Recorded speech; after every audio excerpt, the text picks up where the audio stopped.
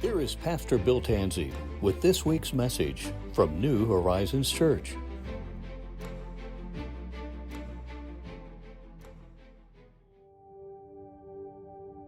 There are signs and symbols of God and life all around us. The heavens declare the glory of God. The skies proclaim the work of his hands. Yes, and every setting sun is a reminder of the beauty and majesty and artistry of God.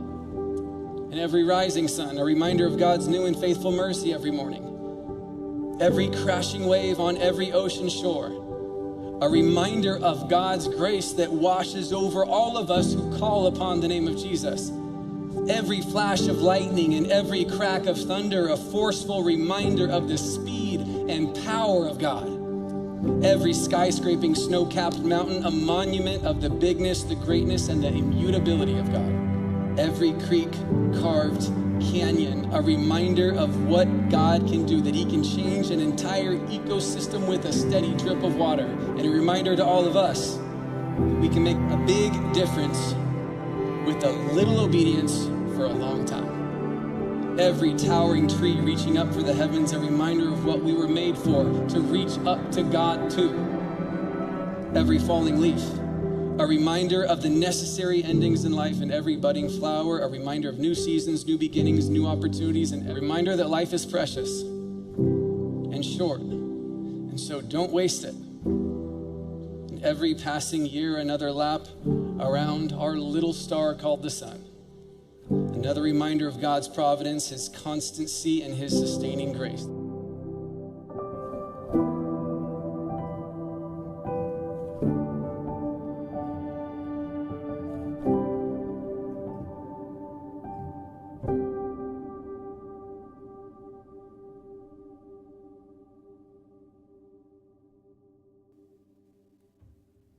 Have you ever heard the phrase, history repeats itself? On the National Archives building in Washington, D.C., etched in stone are these words: what's past is prologue. In other words, the past is the prologue to the future, and if you look back at the past, you can see history repeating itself over and over and over again. You can certainly find that to be true in the Mideast region of the world, where there has been conflict going on for millennia. And there's bad blood between a country called Syria who hates Israel. They've always hated Israel. It's nothing new. We're going to look today how this was happening thousands of years ago as well. Today, Syria has a dictator by the name of Assad, and he has a sort of vile hatred for Israel and all things Israel. And he, along with Iran, are thorns in the side of Israel. Well, here's what's interesting.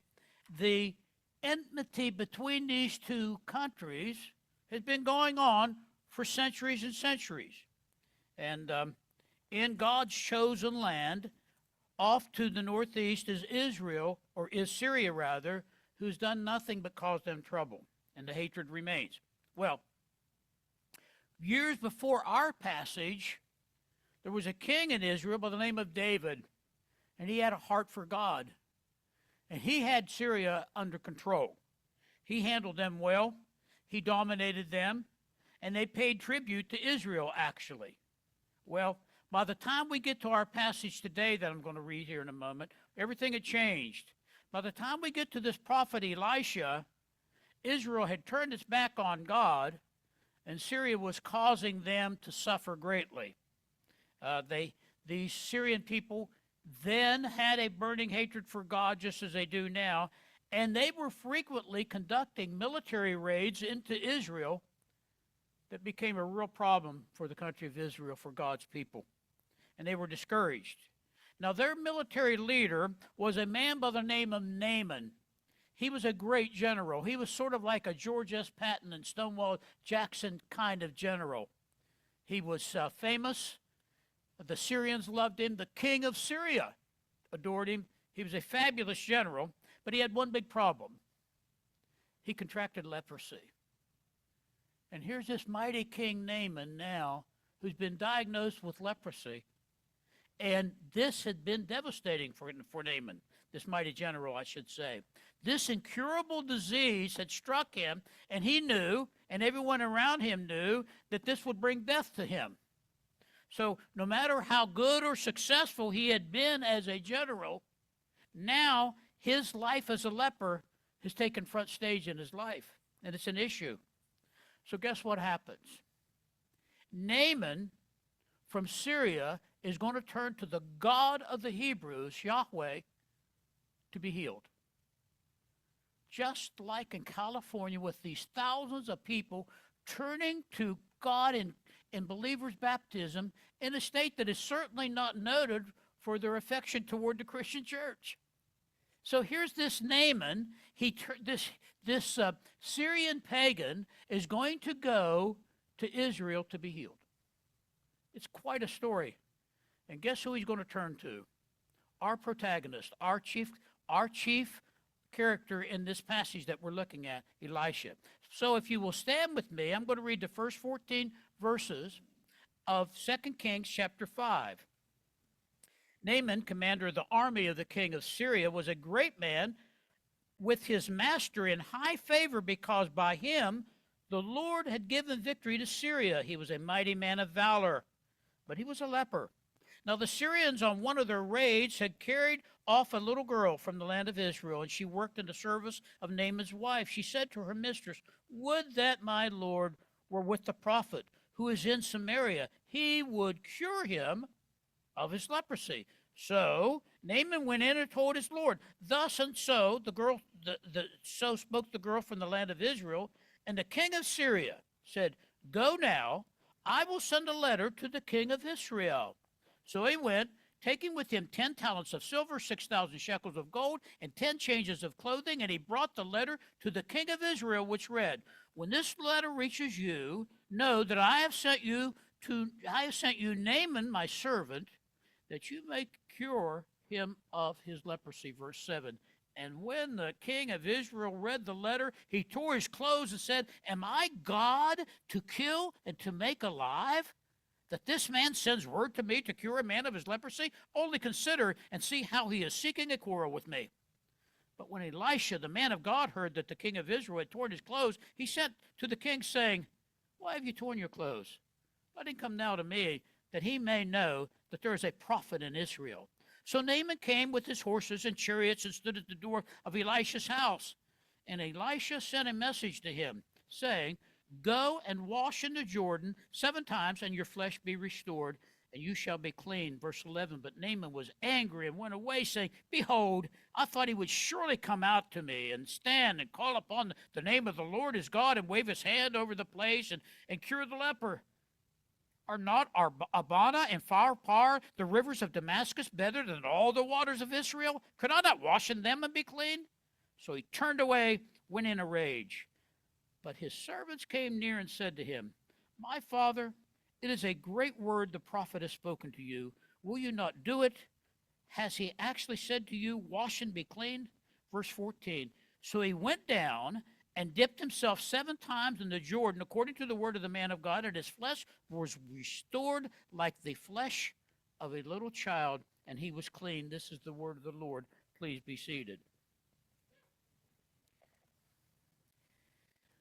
One thing about the Bible, scriptures speak and write unvarnished truth. They don't sugarcoat anything. And very early, we learn in Scripture that this enemy, this Syrian pagan general, was a great general. And in verse 1, he's identified. We learn that his king, by the way, his king was a Syrian man by the name of Hadadezer, let me pronounce it right, Hadadezer, and he held Naaman in highest favor. He was his main man. And because of his valor and victories, Hadadezer would have done anything for Naaman. He knew he was a mighty warrior.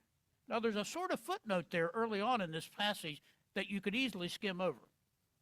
It says, actually, it was the Hebrew God that gave Naaman those victories.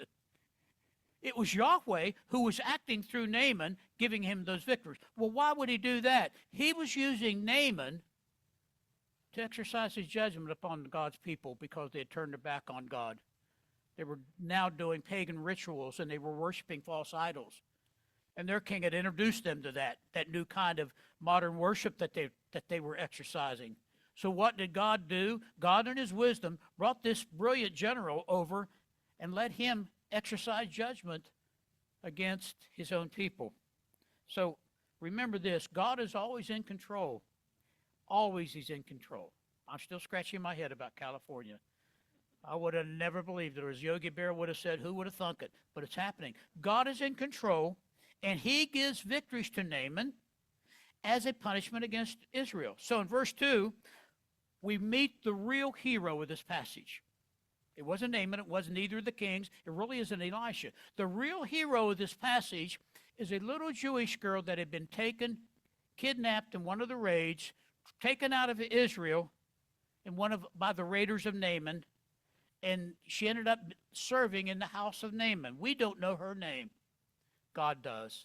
God knows who she is. And she does a remarkable thing. She ended up being the wife, or the maid rather, of the wife of Naaman.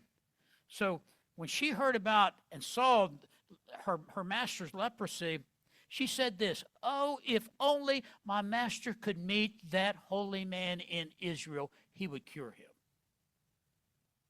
What faith we find in a little girl who was ripped away from her family, taken to Syria, is no longer exposed at all to God and God's teaching.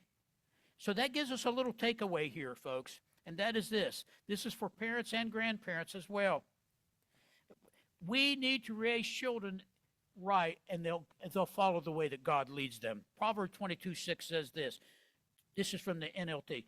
Teach your children to choose the right path, and when they are older, they will remain on it. She was still on the right path, this little girl.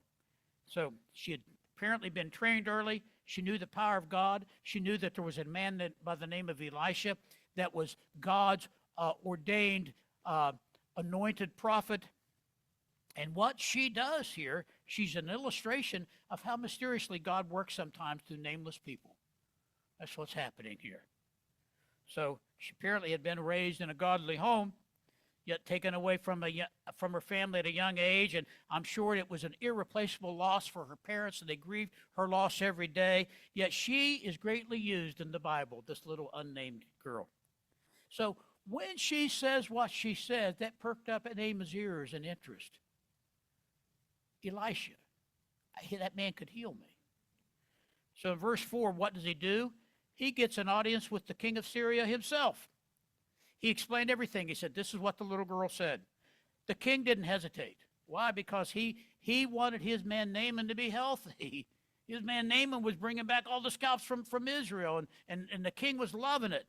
So he says, you go and visit that prophet, and I'm going to send a king's ransom with you to make sure that he does what we're asking him to do.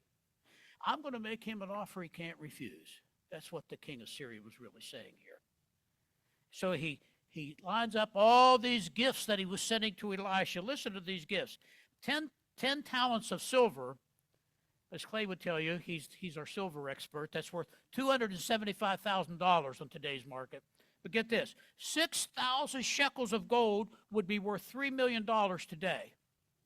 Plus, as a cherry on top of the sundae of the bribe, he gives him 10 changes of luxurious clothes. Truly, this was a king's ransom.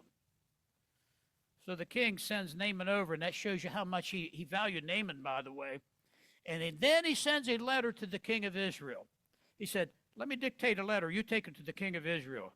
And he was flexing his muscles now in behalf of Naaman. Listen to what the letter said. Dear king, with this letter, I present my servant Naaman. I want you to heal him of his leprosy. And when the king of Israel had that letter read to him, he went into a meltdown.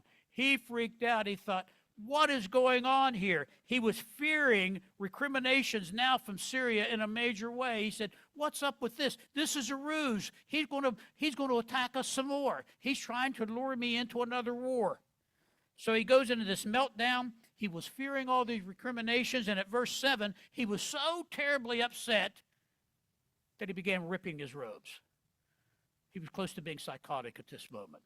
He begins ripping his robes and screaming throughout the castle of the king there, and they could hear him. His head was spinning, his voice was trembled, and he shouted these words, "This man sends a leper to heal? Who does he think I am? God? That I can kill and give life?" Finally, the king mentioned God. He said, "This is an attempt to quarrel. I don't believe what he's sending me here, because this king had zero faith in the God that he served. He had no faith in God. He had no faith in Elisha. He had zero faith." Now contrast his faith to the faith of that little girl who had been snatched from her home in Israel over in Damascus. Her faith was strong. She's the faith champion of this passage. The king of Israel's faith was putrid. So, by the way, this king's name was Jehoram, and he was infamously bad. He brought the pagan worship back to Israel. His dad, you may recognize his name, was Ahab. Listen to what Scripture says about his dad. Ahab did more evil in the sight of the Lord than any king before him, and the apple didn't fall far from the tree. He was replicating what his dad did. Now here's the point. This passage is all about what different people expect God to do. The little girl expected him to be healed. Actually, Naaman's starting to think, maybe I will be healed. The king of Israel, who's representing God's chosen people on planet Earth, said, no, this isn't going to happen. And we're in a pickle here. This is going to be a bad day at Black Rock for Israel, he's thinking. So may we at this church side with that little girl. May we have the kind of faith that she had. May we say, I don't understand all this. I don't get it all. And there's days that you and I might be confused about a lot of things going on in life. But I know one thing. God's on the throne, and God wants what is best for his people. So, he says, just to remember what he said, who does he think I am? God? No, king, you're not God. But there's a man of God in your midst, in Israel, who can do the healing here through the power of God. So the point is this: never lose your faith in God, no matter what you're going through. Never, never, never do that. And some folks in our congregation are going through some mighty rough waters right now. Stay strong, stay faithful, because our God delivers, just as we're going to see in this moment. So despite any circumstances, God is there. Now, years before Jehoram, listen to what King David said. Listen to how he described God. He didn't describe him with doubt. He didn't say he can't do what Elisha is planning to do here. He described him as our rock, our shield, our rear guard. He described him as our shepherd. He knew that God is faithful and he takes care of his own. Well, all Jehoram could do was doubt, pout, and freak out. That's all he could do. He was making a fool of himself. He was carrying on, and he now had to deal with Elisha, and he didn't like Elisha. He hated his guts. Why? Because Elisha spoke the truth. As a matter of fact, Elisha wasn't even allowed over where the king was. He wasn't allowed a presence there. Why? Because Elisha spoke the truth. The king didn't want to hear it. He was convicted. He would put his fingers in his ears. He hated his guts. So just like that little girl said, this Elisha fella is going to, through the power of God, do what she said. Verse 8. When Elisha heard about the king's emotional breakdown, rather sarcastically, he sent word to the king. He said, why are you so upset? Why are you ripping your robe? Why are you freaking out about all this? So he said, send Naaman to me, and he will learn that there is a prophet of the great God in Israel. He had to send him a message because the two of them he wouldn't even allow Elisha in his presence, the king would.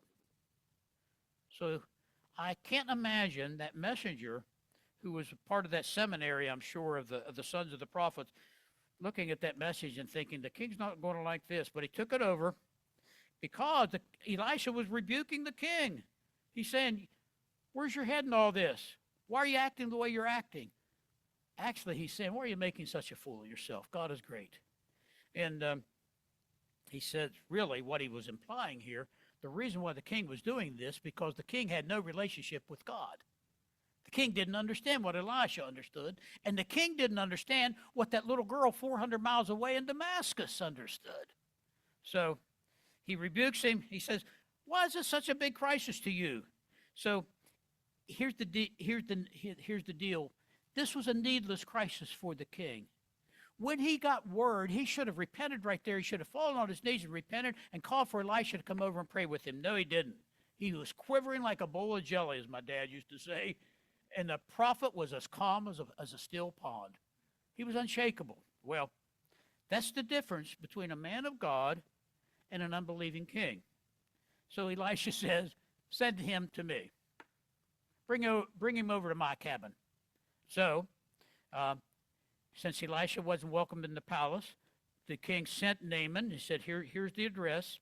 And at verse 9, General Naaman makes a big pomp and circumstance, impressive, I'm sure, appearance at the cabin of Elisha. They had horses and chariots, and I'll bet the flags of Syria were flapping in the wind, and maybe even some trumpets were ahead of him, I don't know.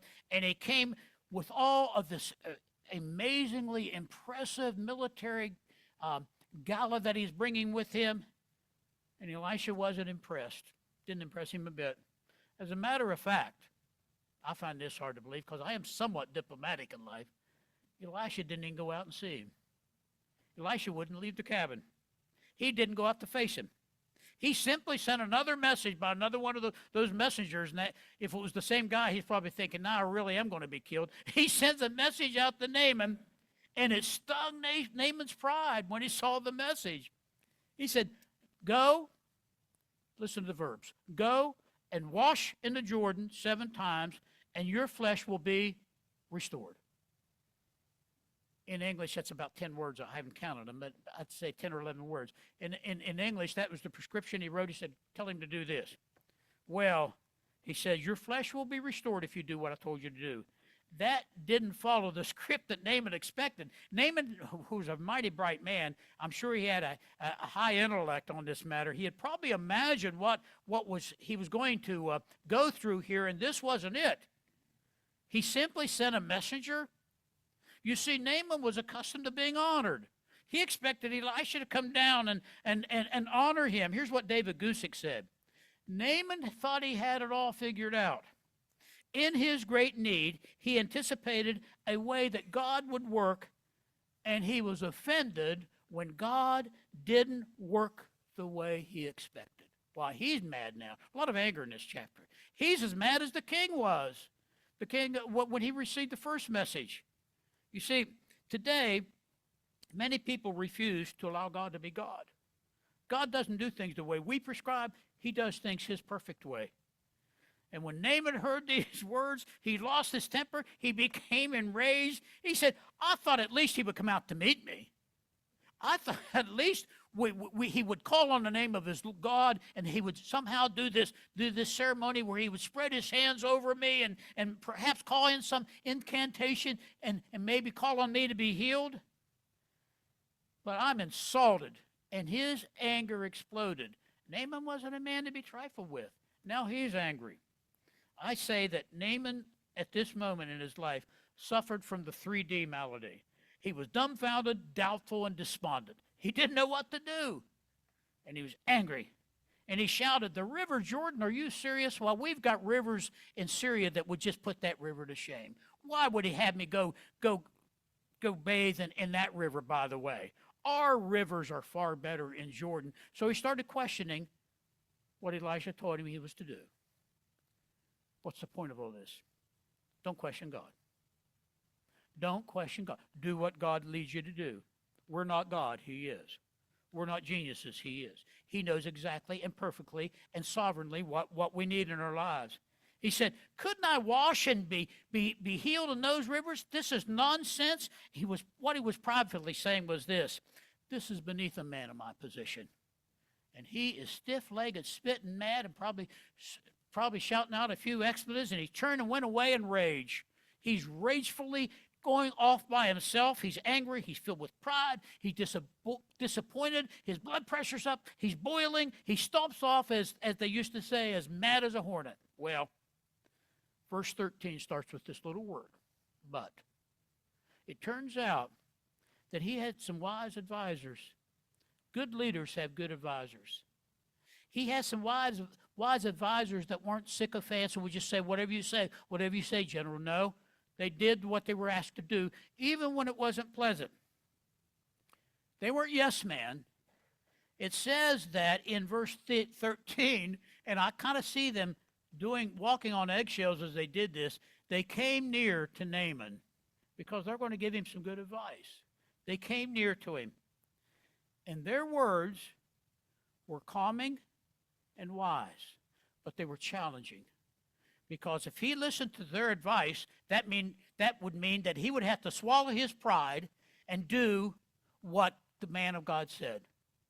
As crazy as it sounded.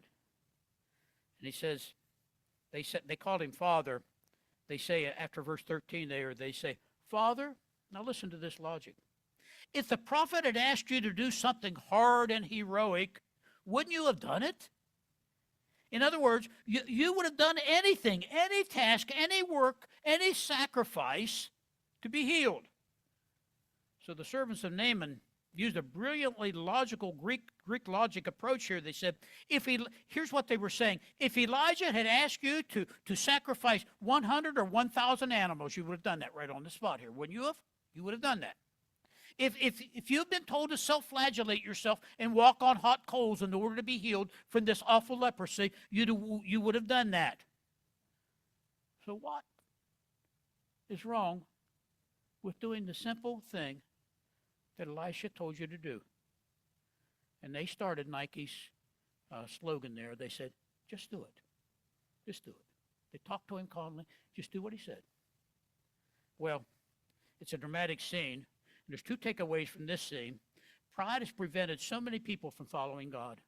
I believe pride is the chief weapon that the enemy has to keep people from accepting God. So he had to swallow his pride. And then he's going to learn this. And this is something that we try to say here until our lips bleed. The grace of God is free. The grace of God is free. God's grace is bestowed because of his goodness and not ours. Not Naaman's, because of what God did. Here's the point. God's grace is free. It's a free gift from God, but you have to open your hands to accept it. And that's what they're telling him to do. Just simply do what he said. Why don't you try that, General? Well, Naaman's anger apparently subsided somewhat, and I think he was still probably glaring at them a little bit. He's a strong-willed fellow. And at verse 14, what does he do? This prideful Syrian general swallows his pride. He's humbled.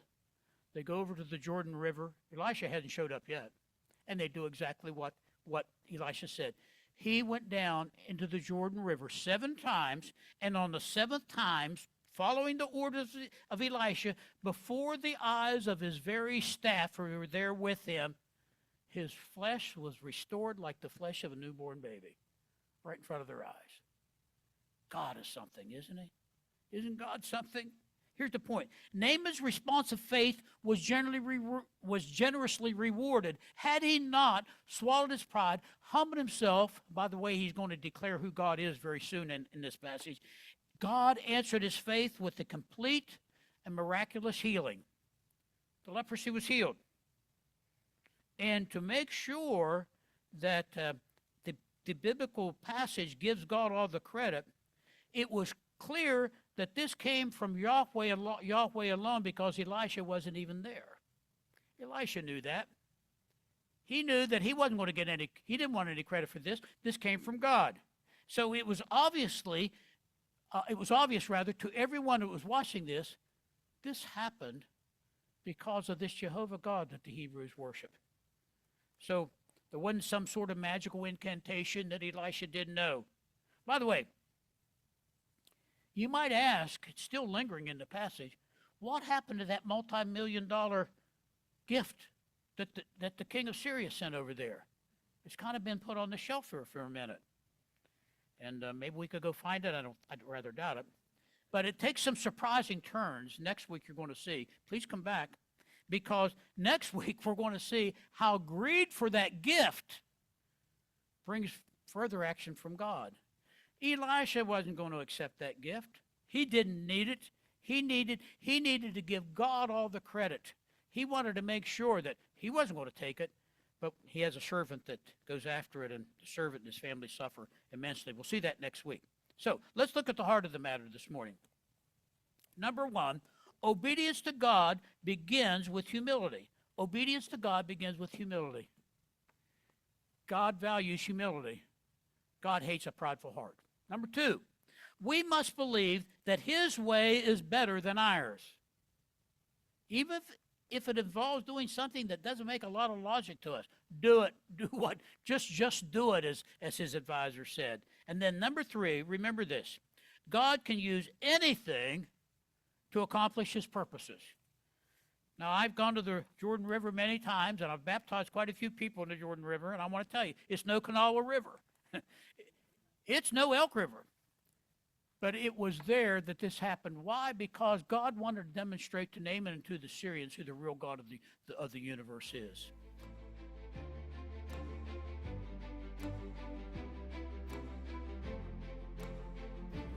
This has been the Sunday service from New Horizons Church, D Street in South Charleston. For your spiritual needs, our email, newhorizonschurch2021@gmail.com. Join us again next Sunday at 10:30 with Pastor Bill Tansey from New Horizons Church.